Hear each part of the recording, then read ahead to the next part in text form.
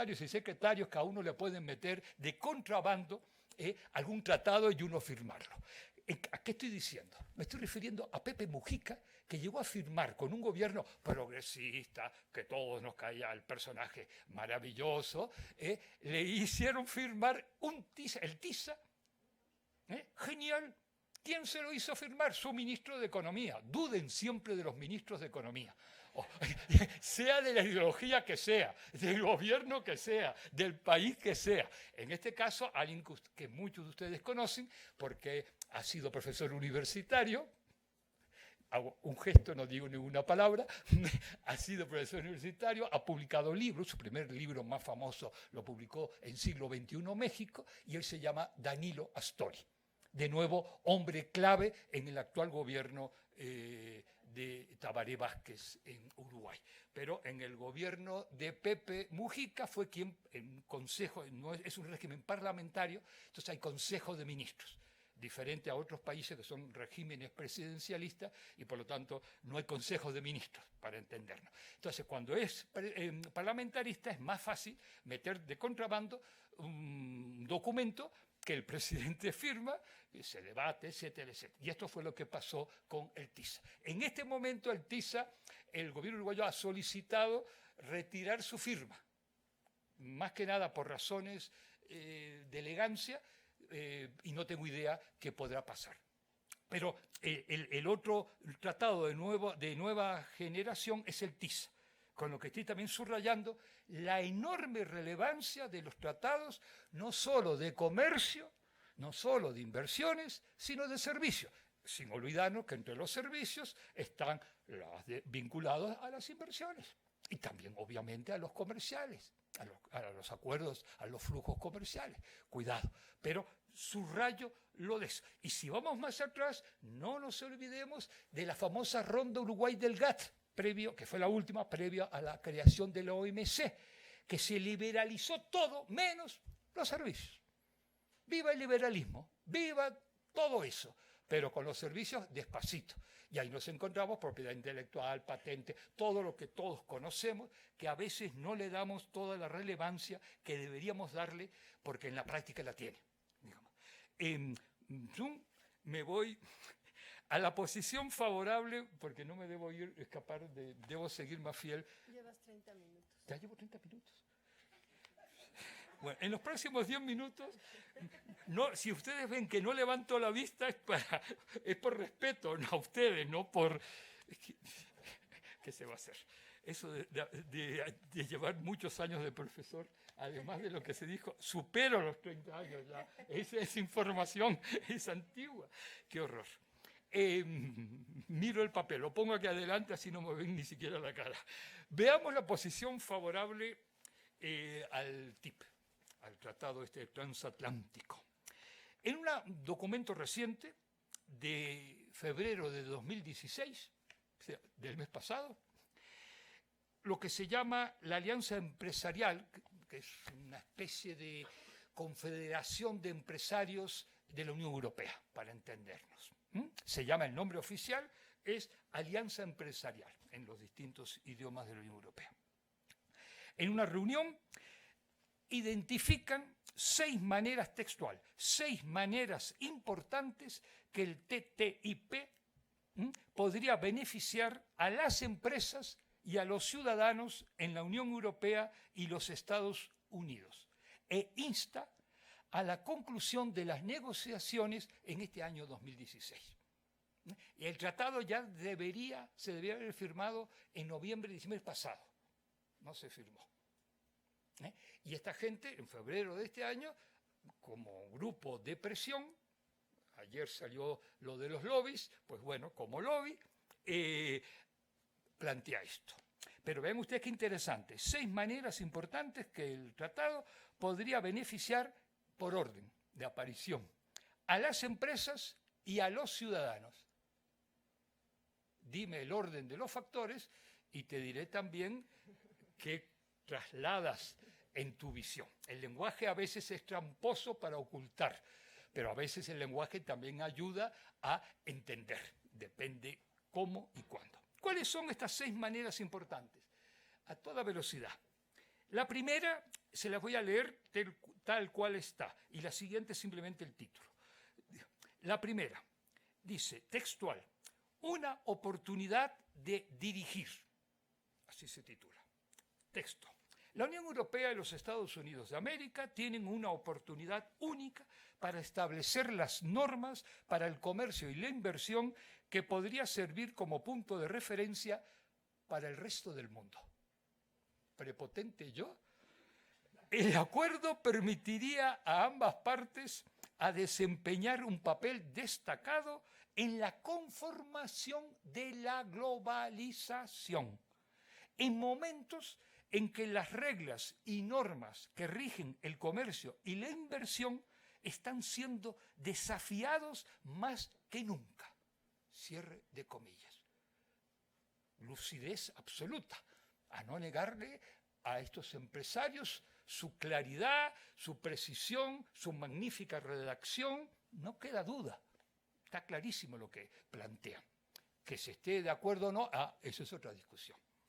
Punto, segunda manera importante de por qué debe estar ya firmado el tratado. Es que el tratado debe incluir un mecanismo para la cooperación regulatoria, lo que permite a los reguladores compartir información y trabajar juntos para hacer que la regulación en la Unión Europea y los Estados Unidos sea más compatible, aumentando de esta manera la competitividad, fomentando la innovación y estableciendo estándares mundiales. Genial. Abajo la regulación cuando me conviene. Arriba la regulación que me conviene cuando me conviene. Ese debate de regular sí o no, eso es prehistoria. Eso es ingenuidad de parte de quienes lo hagamos.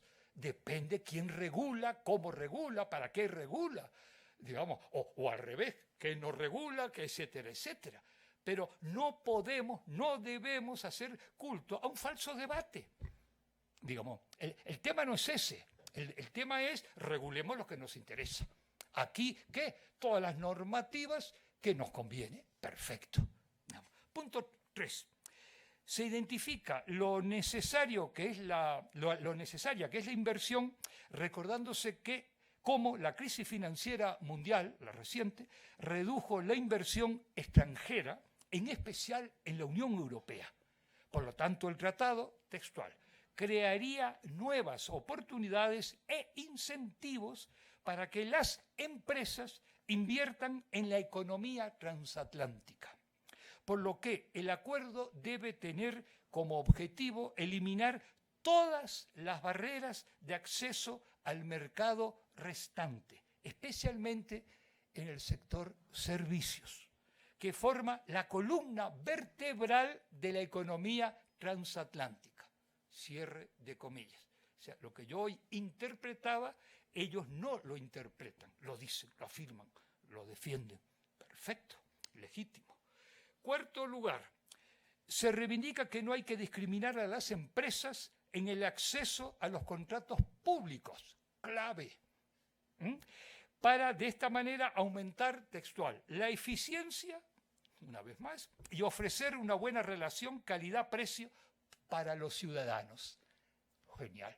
Aquí aparecen los ciudadanos. Genial. Y lo de los contratos públicos, ¿qué les voy a decir? Digamos, eso puede ser un seminario interminable sin salir de hablar de contratos públicos con estudios de caso en el mundo, obviamente, y país por país. He ahí una de las esferas de lo público-privado, o sea, ayer se hablaba, aquí mismo, interesantísimo como línea de trabajo. Pero, quinto lugar, son 6, ya termino. Narran los señores empresarios cómo el tratado permitirá beneficiar significativamente, y esto no puede faltar en ningún documento, a las pequeñas y medianas empresas, las pymes. Hay que ponerlo siempre, seamos de derecha, seamos de izquierda, seamos neoliberales, seamos marxistas. Siempre tenemos que hablar a favor de las pymes, si no, no somos gente seria. Y que dicen los señores autores, que son, y es cierto, la gran mayoría de las empresas de la Unión Europea y de Estados Unidos de América. y que carecen de los recursos para superar las barreras comerciales a través del Atlántico. Cierto. Digo, no cabe duda que lo que dicen es cierto. Lo que hay que desmistificar, cómo ellos identifican a las pymes, etcétera, que ese es otro debate. Y finalmente, sexto lugar, recogen los beneficios que el tratado proporcionará a los consumidores, dado que estos tendrán, textual, una mayor elección y unos precios más bajos de los productos y servicios que obtengan en el mercado transatlántico. Cosa que no deja de ser cierto lo primero, tendrán una mayor elección. Es decir, si uno va al supermercado y ve productos de distintos orígenes, maravilloso. Lo que nos olvidamos del capítulo 2 o del capítulo 3, que a medida que pasan los años, esos productos pueden caer bajo control oligopólico. Y lo que en principio se dice a más competencia, precios más bajos, luego serán precios oligopólicos, que como todo el mundo sabe, no son los del libre mercado, el de la libre oferta y demanda. Cuidado con esto también. En la misma línea, otras fuentes que omito totalmente, que son fuentes de la Comisión Europea, de la Dirección de Comercio de la Comisión Europea, de un grupo de trabajo que se llama así, Grupo de Trabajo de Alto Nivel sobre Empleo y Crecimiento, de un centro de política económica de Londres, que, como ustedes saben, siempre desde espacios públicos hay que contratar a consultoras privadas que son más objetivas y neutrales. Claro, uno dice, dime a qué consultora contratas y te diré a qué intereses respondes. Pero ese es otro debate. En este caso, este centro londinense, contratado por la Comisión Europea, pues está dirigido por exministros, excomisarios en la propia Comisión Europea, etcétera, etcétera. Gente absolutamente neutral, objetiva, como corresponde a este perfil de profesionales, que por supuesto además cobraron como corresponde en esta vida. Considerando que la tasa media de aranceles entre la Unión Europea es muy reducida, está entre 2, casi 3% y un poco más de 4% para productos industriales o productos agrícolas. Lo digo así chapuceramente, pero muy poco. De hecho, lo importante, y por eso yo hoy subrayaba lo de los aranceles, no son las barreras arancelarias, son las barreras no arancelarias. Estas son las realmente significativas. En cualquier tratado del Atlántico, del Pacífico o de América del Norte, de cualquier tratado, las barreras no arancelarias, obvio, que es como el capitalismo europeo más finamente impide entrar a productos de países con los que tiene firmado acuerdos de cero arancel, pero da la casualidad que los productos con cero arancel no pueden entrar. ¿Por qué? Porque, por ejemplo, el diseño no corresponde a lo que ellos aprecian. O enfermedades, toda la cuestión fitosanitaria. ¿Quién es la opinión científica? Del laboratorio que yo, Unión Europea, considero. Aunque los tuyos digan que mi carne vacuna, cito un caso concreto, no tiene aftosa, el mío dice que sí. Pero a su vez lo otro, las dimensiones y el peso de cada fruta, porque esa manzana tiene que tener exactamente esa variedad, ese color, todo eso no arancelario, obvio, es donde yo aplico mis barreras a la libre circulación de bienes. No hablo de personas, hablo de bienes.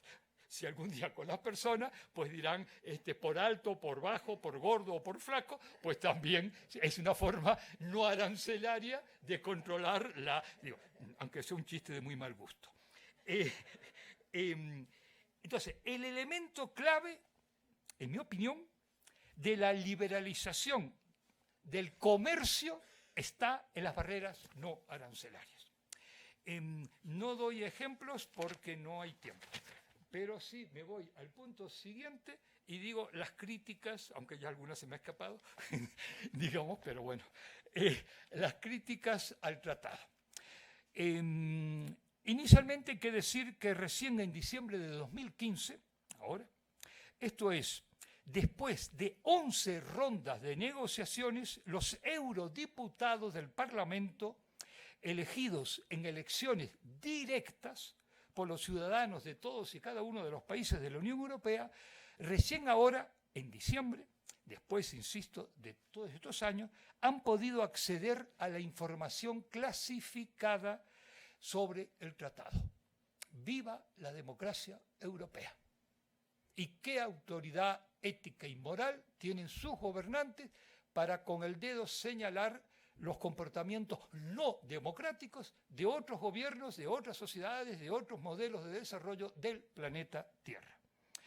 No obstante, no entro en detalle, solamente los eurodiputados pueden entrar, estar un rato determinado, preestablecido, no puede sacar fotos, no puede copiar textos, simplemente leerlos, consultarlos.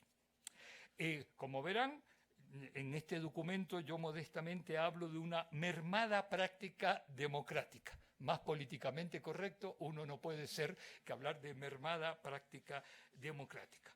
Lo que sí es cierto que los llamados lobbies, a los que se ha hecho referencia desde ayer, sí han intervenido activamente con propuestas escritas elevadas a los técnicos, no a los eurodiputados, a los técnicos, como si los técnicos fueran seres de otro planeta que no están implicados en lo más mínimo con ningún tipo de interés, ni tienen ideología, ni tienen interés, etcétera, etcétera. Ellos sí, y omito, el tiempo es aquí un dictador, el tiempo, no quien controla el tiempo, perdón, no, lo aclaro, que siempre hay gestores de todo. Digo, no, si no lo hubiera dicho en femenino. No, yo digo el dictador, el tiempo, si no. ¿Qué se va a hacer? ¿Qué es lo que le cuestionan básicamente al documento? Al documento hasta ahora algo conocido. Impactos negativos en medio ambiente, en salud pública y en derechos laborales. Estos últimos, no hay tiempo de entrar en detalles, pero recuerden ustedes cosas como estas. Piensen los convenios de la OIT, la Organización Internacional del Trabajo, que no nos olvidemos, y no es ninguna casualidad, que fue la primera organización multilateral que se creó en el siglo XX, 1919. Cuando hablamos del 1944, Bretton Woods, todo ese tipo de cosas, nadie va a negar su enorme relevancia. Pero entre el 19 y el 44, varias décadas habían pasado. La OIT podemos elogiarla, criticarla, todo lo que ustedes quieran, pero no cabe ninguna duda que es el ámbito organizacional multilateral que tenemos en el planeta Tierra con más presencia, con informes, etcétera, etcétera. Pues la mayoría de las decisiones de la OIT no han sido firmadas por los gobiernos de Estados Unidos de América. Y sí han sido firmadas por los gobiernos de los países integrantes de la Unión Europea. Lo apliquen bien, regular o mal, eso es otra historia. Pero existe esa integración a las legislaciones nacionales de las disposiciones de la OIT. ¿Qué se pretende ahora? Para que exista homogeneidad, pues que las relaciones laborales de Estados Unidos sean a las que se deban adscribir la Unión Europea. ¿Es casualidad que los sindicatos europeos sean los que están protestando más que los medioambientalistas u otros? No. Porque ¿esto qué implica? Por ejemplo, creación de sindicatos. Primero. Segundo, reivindicaciones, por ejemplo, ¿se aplica o no? Eso es otra historia, lo subrayo, que a igual trabajo, igual salario. Incluyendo, obviamente, la cuestión de género. A pesar que estadísticamente, todos sabemos, hasta en Noruega, las mujeres ganan menos que los hombres a igual trabajo. pero por lo menos hay disposiciones que uno puede exigir que se apliquen, digamos. En el caso de Estados Unidos, no. Hay toda una enumeración que no hay tiempo. En la salud, como ustedes saben, uno de los rasgos del estado del bienestar europeo, creado posguerra, es toda la cuestión de la salud, como actividad del Estado, como un derecho básico de los ciudadanos. Lo que significa que la salud pública ha llegado a tener altísimos niveles de calidad técnica, profesional, etc. Ya recordarán muchos de ustedes cómo con Thatcher para el Reino Unido, con la señora, la primer ministro Margaret Thatcher, todo eso empezó a deteriorarse cuando era un referente mundial. En otros países, de otras maneras, se sigue deteriorando, pero sigue teniendo una calidad muy por encima de países que no tienen ni siquiera un servicio público sanitario mínimo adecuado, porque en eso fracasó el intento inicial de gobiernos como el de Obama para Estados Unidos, digamos. Pues en este momento lo que se pretende es que la salud pública europea se privatice, sencillamente, que entre, porque son espacios de una rentabilidad muy alta y que obviamente impiden esos beneficios privados. Todo lo otro tiene que ver con la propiedad intelectual. Ahí no hay tiempo, esto sería para otro temazo, con todo lo que tiene que ver, sobre todo, y para las generaciones más jóvenes, los derechos digitales. Tema que entre los jóvenes y entre los más jóvenes es un tema diario en el mundo, digamos. Otro, todo el tema de las patentes, etcétera, etcétera. No hay tiempo. Lo otro es el de lo que algunos siguen llamando soberanía, soberanía nacional, cada vez más cuestionada porque se instituye lo que se llama una solución de controversias entre el inversionista y el Estado, cuya sigla en inglés es esta, ISDS, esta la que ustedes tienen ahí atrás, ISDS. Cuidado con esto, porque también algunos países de América del Sur han firmado este tipo de documento. ¿Qué significa en un renglón y quitando todos los matices? Que si hay conflicto entre empresa y Estado, la empresa tiene derecho a convocar la formación de un tribunal internacional privado. La soberanía judicial del Estado nacional no es la que juzgará ese conflicto de intereses entre empresa privada transnacional y Estado. Cuando sabemos que ya solo la correlación de determinadas empresas con respecto a determinados estados es totalmente desfavorable para los estados. De todo punto de vista. Entonces, cuidado que este es otro de los puntos más debatidos en estos momentos y que ha ido frenando aún mucho más la firma de este acuerdo. Conclusiones. Vamos a poner, así ya parece. Pues si esto se llegara a firmar, agruparía al 11% de la población mundial, al 47% del Producto Interior Bruto Mundial y al 30% del comercio mundial. La conducción comercial, inversora, jurídica en términos de conflictos, etcétera, etcétera, estaría básicamente bajo la orientación de las grandes corporaciones o empresas, nunca mejor llamadas, transnacionales. Aquí la palabra trans dice mucho más que multi, obviamente. Y cuando algunos discuten lo de trans y multi, no hay discusión ninguna. Gramaticalmente, conceptualmente, las multinacionales existen desde el siglo que ustedes quieran. Acuerdos entre distintas naciones o estados, países, gobiernos, como le quieran llamar. Las trans no. Las trans son fruto de todo lo que has hablado aquí estos días, de concentración, centralización del capital, globalización, internacionalización, como le quieran llamar. Y por lo tanto, un espacio trans que está más allá de las naciones, que es un nuevo espacio, un nuevo que viene conformándose digamos, en estas últimas décadas, cada vez más y más, y que toman decisiones estratégicas que las vienen tomando desde hace años. En este caso, lo trans es absolutamente descriptivo. Yo diría que ya